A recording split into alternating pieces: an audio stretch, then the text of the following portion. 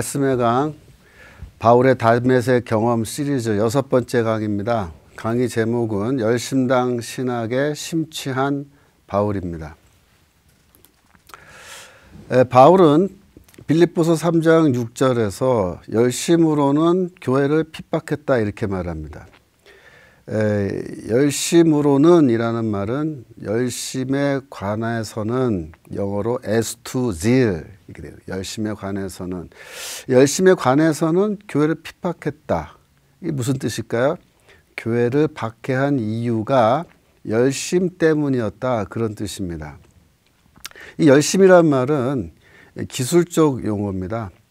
그래서 우리가 아이들한테 야 요새 공부 좀 열심히 해 할 때 그런 열심하고는 전혀 차원이 다른 이야기입니다. 이건 기술적 용어로서 1세기 팔레스타인에 있었던 열심당 신학 혹은 열심당 사고방식, 저는 열심당 멘탈리티라 그렇게 보통 얘기를 해요. 이거를 가리키는 말입니다. 그래서 바울은 한마디로 말해서 바리새인이면서 동시에 열심당 신학에 심취한 그런 종류의 유대인이었습니다. 갈라디아서에도 보시면 하나님의 교회를 심히 핍박하여 잔해하고 이렇게 13절에 말한 다음에 14절에서 내 조상의 유전에 대하여 더욱 열심히 있었으나 조상의 유전이 조상들의 전통입니다. 꼭 장로들의 전통을 가리키는 겁니다. 구전법을 가리키는 거죠. 율법을 해석해 놓은 그런 구전법을 향해서 내가 열심히 있었다. 자신이 열심을 가진 자라고 그렇게 이제 이야기하는 겁니다. 열심의 대상이라고 하는 것은 항상 하나님과 율법을 그 열심의 대상으로 하고요. 그래서 갈라디아서에서도 이렇게 교회 핍박의 원인이 율법을 향한 열심과 그 관련이 있었다는 것을 암시하고 있습니다. 사도행전 22장 3절에 보시면 바울이 오늘 너희 모든 사람처럼 하나님께 대하여 열심히 있는 자라 그렇게 말해서 누가의 기록도 바울과 마찬가지로 바울을 하나님을 향해 열심을 갖고 있는 사람으로 그렇게 묘사하고 있습니다. 물론 그러면서도 바리새인인 거죠. 그래서 이제 바울은 바리새인이면서 바리새인들 중에서도 상당히 우파 쪽에 오른쪽으로 많이 가 있는 그런 종류의 바리새인이었던 겁니다. 그 당시에 바리새인이 6천 명이 있었다고 할 것 같으면 6천 명이 모두 다 율법을 향해서 하나님을 향해서 열심을 갖고 있었던 것은 아니죠. 바울과 같은 사람은 극소수에 불과했다라고 아마도 보는 게 옳을 것 같습니다.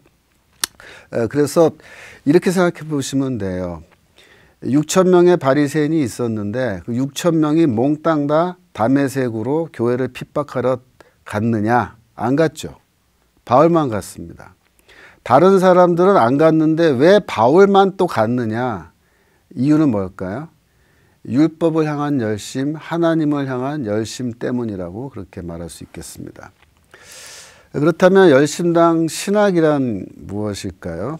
요세푸스가 유대 고대사란 책에서 이렇게 말합니다. 유대 철학의 네 번째 분파에 관해 말하자면 이렇게 말합니다.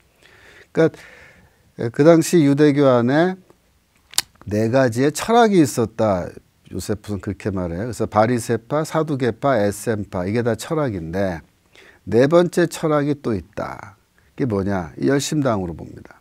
열심당 신학이죠. 그래서 이 갈릴리 유다가 그 창시자다 이렇게 되어 있습니다. 이 사람들은 다른 모든 점에서 바리새주의의 개념에 동의한다. 그러나 그들은 자유에 대해 절대로 양보할 수 없는 신념을 갖고 있었고 하나님만이 유일한 지배자여 주님이셔야 한다고 말한다. 이렇게 기록되어 있습니다. 그래서 열심당 신학은 유대 역사에 이제 언제 본격적으로 등장하느냐? 주후 6년에 일어난 갈릴리 유다의 반란 때에 본격적으로 열심당 신학이 유대 역사에 등장하는 걸로 그렇게 봅니다. 갈릴리 유다는 주후 6년에 로마에 대항하여 반란을 이제 일으켰어요.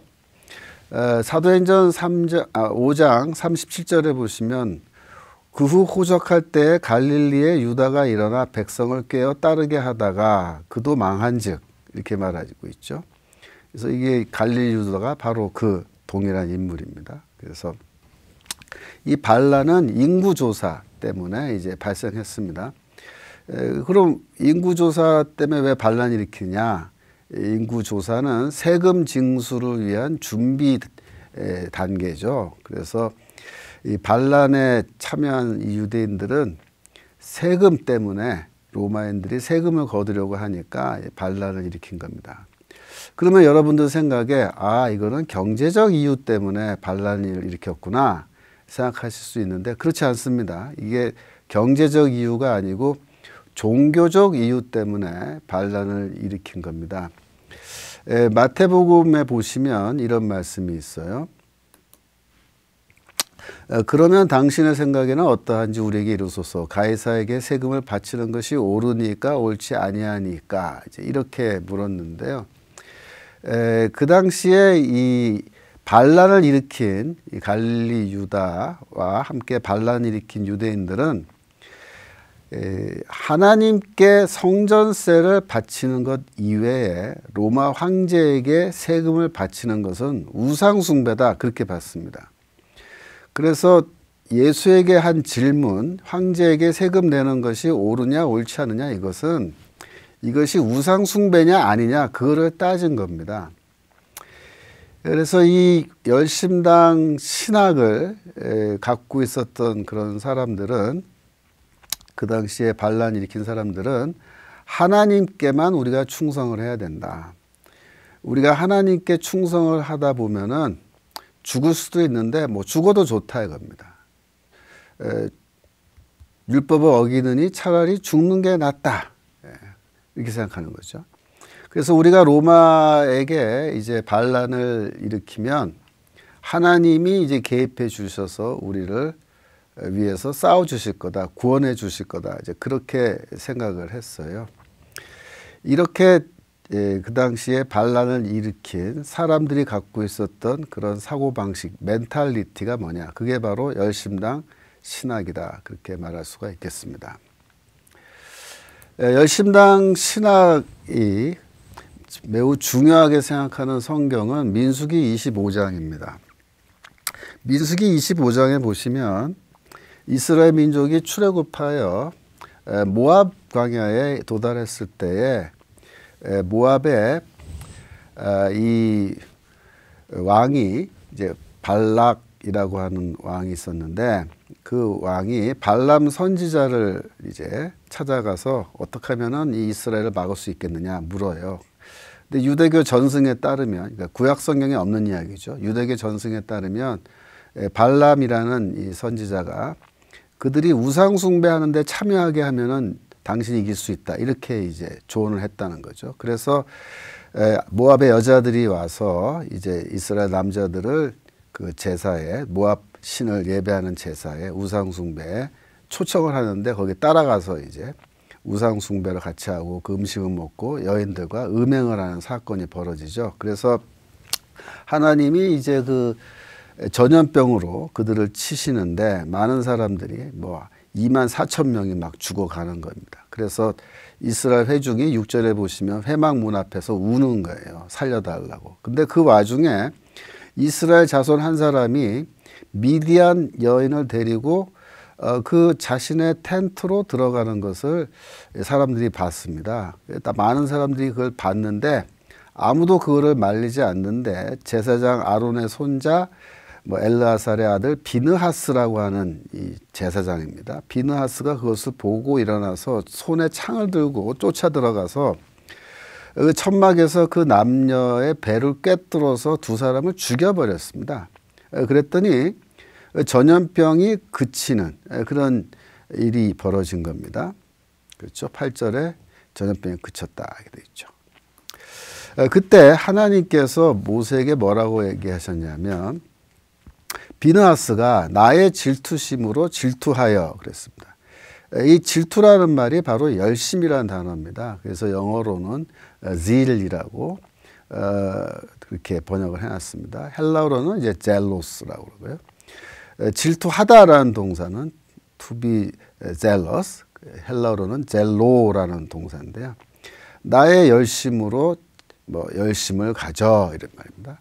이스라엘 자손 중에서 나의 노를 돌이켜서 나의 질투심으로 그들을 진멸하지 않게 하였다 이렇게 말합니다. 즉 하나님은 이스라엘 민족을 다 진멸하여 싹 다 죽이려고 하셨는데 이 비느하스의 그런 행동을 보고 하나님이 그 진노가 다 해소되어 버린 겁니다. 그래서 13절에 보시면 그가 그 하나님을 위하여 질투하여 이스라엘 자손을 속죄하였다고 했는데 이 속죄하다라는 말이 하나님의 진노가 다 해소돼서 없어져 버렸다 그렇게 된 겁니다. 비느하스가 사실 사람을 죽였잖아요. 사람을 죽이는 살인 행위는 원래 십계명에도 금하고 있는데 이 비느하스는 오히려 칭찬을 들은 겁니다. 즉 그의 살인 행위는 하나님의 진노를 풀어버렸고 해소했고 그래서 그는 민족을 구원하는 그런 구원자가 된 거죠. 그래서 비느하스의 행동은 구원 행위로 그렇게 이제 해석을 하게 된 겁니다. 그래서 이 열심당 신학은 민수기 25장에 이 비느하스의 사건을 굉장히 중요하게 보고 비느하스를 이제 본받으려고 하는 그런 사람들이 이제 등장하는 겁니다. 마카비 혁명과 율법을 향한 열심입니다. 이 하나님을 향한 열심, 율법을 향한 열심은 이 마카비 반란 때에 이미 나타나고 있었습니다. 지난 시간에 한번 말씀드렸죠. 시리아의 안티오쿠스 4세가 이렇게 유대교를 핍박할 때 마카비 가문이 중심이 돼서 반란을 일으켰다고요. 그 이야기가 마카비 일서라는 구약성경 외경에 나오는데요.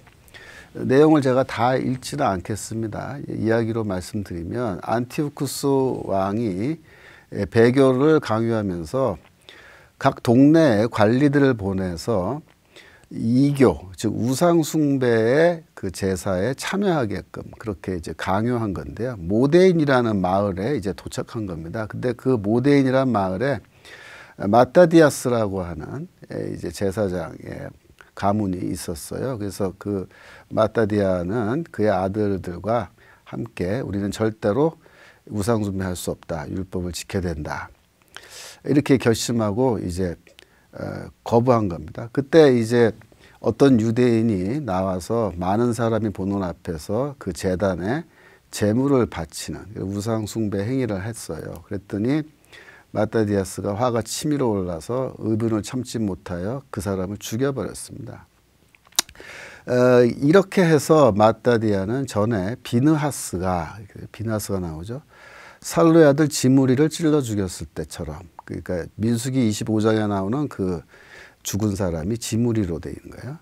율법에 대한 열성, 즉 열심을 과시하였다 이렇게 되어 있습니다. 이러한 것은 동족이지만은 율법을 어겼을 때 가차없이 이제 죽여버리는 건데요. 그거를 비느하스의 행동에다가 이제 비유하고 비느하스의 행동의 연장선상에서 이제 바라보고 있는 겁니다. 마따디아스가 율법에 대해 열성이 있고 열심이 있고, 열심이란 말 또 나왔죠. 우리 조상들이 맺은 계약을 지키려고 한 사람은 나를 따라 나서시오 라고 해서 이제 반란을 일으킨 겁니다. 그래서 이제 산으로 피해간 거예요. 그래서 게릴라전을 시작했는데 그때 큰 시리아 군대가 그들을 쫓아갔는데 진을 치고 안식일을 골라 공격할 채비를 갖추었다. 그러니까 일부러 안식일에 쳐들어간 겁니다. 그때 사람들이 뭐라고 했냐면 왕명에 굴복해서 안식일을 더럽힐 수는 없다. 우리는 나가지 않는다. 그러니까 싸움에 응하지 않고 공격을 했을 때 대항하여 싸우지도 않았습니다. 돌 던지지도 않았고 방벽을 쌓지도 않고 우리는 모두 깨끗하게 죽겠다. 너희들이 죄 없는 우리를 죽였다는 것을 하늘이 알고 땅이 증언할 것이다 하고 말하면서 적군이 안식일을 택해서 공격했을 때 유다인들은 처자와 가축과 함께 고스란히 죽어갔고 죽은 사람은 1000명이나 되었다. 물론 이 사건 뒤에 율법 해석을 바꿔서 안식일에 쳐들어오면은 맞서 싸우는 것이 괜찮다. 율법 어기는 거 아니다. 그렇게 이제 해석을 바꿔서 싸워요. 하지만은 이 사건이 왜 중요하냐면 여기에 율법을 향한 열심을 갖고 있는 사람들의 멘탈리티가 나타나 있습니다. 뭡니까? 율법을 어기느니 차라리 죽는 게 낫다 이겁니다. 그러니까 율법을 지키는데 목숨을 걸고 지키는 거예요. 이게 벌써 주전 2세기에 마카비 반란 때에 이런 일들이 나타난 겁니다. 그때부터 이미 율법을 향한 열심, 이게 드러난 거죠. 그러니까 열심당 신학이라는 것이 상당히 뿌리 깊은 겁니다. 주후 6년에 갈릴리 유다가 반란을 일으키기 이전에 이미 이런 열심당 멘탈리티가 있는 거고요. 바울이 이런 멘탈리티를 갖고 있었던 겁니다. 열심당 신학에서는요, 이 영웅으로 비느하스를 이제 항상 이렇게 치켜 올리는데요. 민수기에 기록된 비느하스 사건은 사실상 출애굽 때 일어난 거죠. 그러니까 출애굽 당시에 일어난 일이지만은 후대에 이제 사람들이 이 비느하스를 영웅으로 만들어낸 겁니다. 알렉산더가 323년에 세계를 정복한 뒤에 헬레니즘 문화가 팔레스타인에 들어오고 유대교 안에서 헬라 문화에 동화된 이제 배교자들이 생겨난 거죠. 그러면 항상 이러한 헬라화된 유대인들과 대립하는 아주 전통을 중시하는 유대인 그룹이 생겨나게 되어 있습니다. 그런 사람들은 유대교 전통을 지키기 위해서 비느하스라는 인물을 찬양하고 우리는 비느하스를 본받자 이런 슬로건을 내걸게 되는 겁니다. 이런 사람들은 유대교 내부에서 유대교 율법을 지키지 않는 사람들을 이제 규제하려고 하고 있고요. 이들이 갖고 있었던 게 뭐냐? 바로 이런 열심당 멘탈리티입니다. 열심당 신학입니다. 바울은 이런 열심당 멘탈리티를 갖고 있었고 아마 바울은 그 당시에 비느하스를 하나의 그 롤 모델로 본받아야 할 하나의 이상으로 그렇게 여기고 있었을 것으로 추측이 됩니다. 이런 사람들은 유대교 내부에서 율법을 지키지 않는 사람 또는 배교자들을 색출해내고 또 그런 사람들을 폭력적인 방식을 동원해서라도 교정해 주려고, 그러니까 바로잡아 주려고 노력을 했을 걸로 봐요. 그래서 그 당시에 이제 이런 유대교 문서를 보면은 비느하스를 찬양하는 내용들이 자주 나옵니다. 그 예로 우리가 시편 6편을 볼 수 있는데요. 시편 106편을 보시면 그들이 또 부월에 바알과 연합하여 죽은 자에게 제사한 음식을 먹어서 그 행위로 주를 경노케 하므로 재앙이 그들 중에 크게 유행하였다. 그래서 민수기 25장 이야기죠. 그때 비느하스가 일어서서 중재하니 이에 재앙이 그쳤도다. 이 일이 그의 의로 인정되었으니 대대로 영원까지로라고 해서 여기 굉장히 중요한 말이 나옵니다. 비느하스의 행동은 그의 의로 인정되었다라고 하는 말이 나오는데요. 이것은 이제 바울이 로마서 4장 3절 등등에서 의로 여김을 받았다라고 말하는 말하고 사실상 똑같은 표현이에요. 그래서 비느하스의 그런 살인 행위를 민족을 구원하는 구원 행위로 또 그에게는 그것이 의로운 행동으로 여김을 받아서 아마도 바울은 당시에 이제 교회를 핍박하는 그런 일을 하면서 하나님이 나의 이런 행위를 의로운 행동으로 인정해 주시고 나는 의로운 자로 여김을 받는다라고 그렇게 생각을 했을 걸로 우리가 추측할 수 있습니다. 마카비 1서 2장 54절에 보면 그의 조상 비느하스는 그의 큰 열성, 즉 열심 때문에 영원히 사제직을 차지하려는 약속을 받았다. 비느하스를 찬양하죠. 마카비사서 18장에 보면은 그는 너희들에게 비느하스의 열심에 관해 이야기해 주었다. 그는 누구냐면 자기 남편인데요. 이 말은 누가 하는 거냐면 7명의 아들이 율법을 지키기 위해서 순교한 이제 사건이 기록되어 있는데 그 어머니입니다. 7명의 순교한 아들의 어머니가 아들들을 향해서 너희 아버지가 그죠? 그가 너희들에게 비느하스의 열심에 대해서 가르쳤다. 그 얘기하는 겁니다. 실학서 혹은 집회서라 그러는데 45장에 비느하스는 영광을 받은 세 번째 사람이다. 그는 주님을 두려움에 있어서 열심을 보였다. 그래서 백성들이 모반했을 때 용감하게 지조를 지켰다. 그래서 이렇게 비느하스를 찬양하는 글들이 주전 1세기, 2세기에 이렇게 많이 나옵니다. 그래서 열심당 신학이 이제 점점 등장하는 걸 보여주는 거죠. 아까 말씀드린 것처럼 열심당 신학은 1세기 초반에 일어난 갈릴리 유다의 반란 때 본격적으로 유대 역사에 등장을 합니다. 그 후 열심당 신학은 점점 강화되어 가다가 66년 유대 반란 때 이제 절정에 이르게 되는 거죠. 그래서 폭발하는 겁니다. 반란으로. 바울이 예루살렘을 마지막으로 방문한 게 이제 57년경으로 보는데요. 57년만 해도 이미 슬슬 열심당 신학이 상당히 고조되었던 시기입니다. 그래서 교회 안에서도 열심당 신학이 상당히 큰 영향력을 끼치고 있었던 것으로 우리가 그렇게 보는데요. 사도행전 21장에 보시면 바울이 이렇게 예루살렘에 도착했을 때 야고보가 그렇죠. 야고보가 이제 마중을 나왔죠. 그래서 뭐라고 얘기하냐면은 형제여 그대도 보는 바에 유대인 중에 믿는 자 수만 명이 있으니 다 율법의 열성 즉 열심을 가진 자라 이렇게 되어 있습니다. 그래서 이런 말은 무슨 뜻입니까? 그 당시 예루살렘 교회 안에 믿는 자가 굉장히 많은데 전부 다 율법을 향해서 열심을 갖고 있다. 이렇게 말하지 않습니까? 그래서 이제 21절 보면 네가 이방에 있는 모든 유대인을 가르치되 모세를 배반하고 아들들에게 할례를 행하지 말고 또 관습을 지키지 말라고 가르치고 있다는 것을 그들이 다 들었다. 그래서 지금 너를 오기만을 손꼽아 기다리고 있다. 너 이제 큰일 났다. 이렇게 걱정하면서 미리 알려주는 거잖아요. 여기에 보시면은 그 당시 예루살렘 교회조차도 상당히 열심당 신학에 문들들어 있었다는 걸 볼 수 있습니다. 중요한 건데요. 여러분 열심당이라고 하는 정치적 정당, 정치적 집단은 67년에 로마에 대항하는 반란이 일어난 뒤에 등장합니다. 그래서 67년 이전에 열심당이 있었던 것처럼 말하는 것은 시대착오적 오류입니다. 그래서 영어로 anachronistic error라고 말하는데요. 예를 들어서 바울은 열심당원이었다 이렇게 말하면 안 되는 겁니다. 67년 이전에는 열심당이란 그 자체가 없었기 때문에 바울이 열심당원이었다 이렇게 말하면 안 돼요.